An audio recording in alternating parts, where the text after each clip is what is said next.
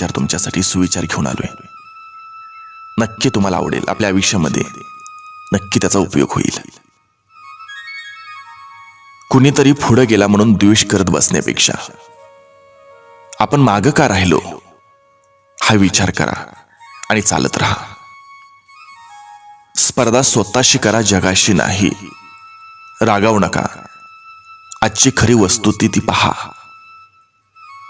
घरं मोठी पण कुटुंब छोटी, भरपूर पदव्या पण सामान्य ज्ञानाची बोंब, दर्जेदार औषधं पण आरोग्य ढासळलेलं, चंद्रावर पोहोचले पण शेजाऱ्याशी ओळख नाही, प्रचंड पैसा पण मनशांती नाही, उच्च बुद्ध्यांक पण भावनांक खालावलेला, माहिती खूप पण शहाणपण नाही, आणि सरते शेवटी माणसं भरपूर पण माणुसकीच नाही.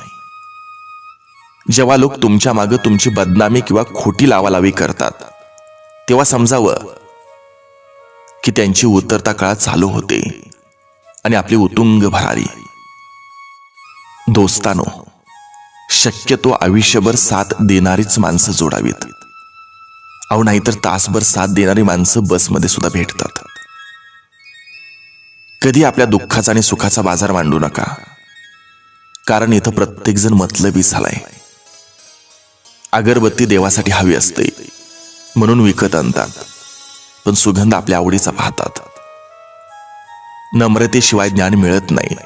समजा मिळाले तर ते टिकत नाही, आणि टिकले तर ते शोभत नाही.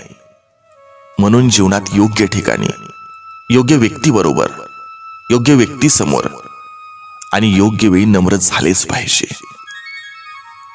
दोस्तानो, वाहत्या पाण्याप्रमाणे चांगलं कर्म, चांगलं काम करत राहावं.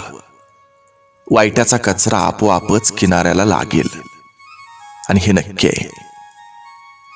सर्वांना शुभ दिवस.